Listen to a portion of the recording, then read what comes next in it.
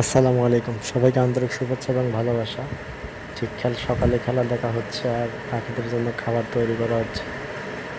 তো অলরেডি তৈরি করা শেষ, পাখি খাবার দেওয়ার পালা। তো যারা আমাদের এই পাখিদের খাবার ব্যাপারে সাহায্য করতে চান, অবশ্যই নাম্বার দেওয়া আছে, যোগাযোগ।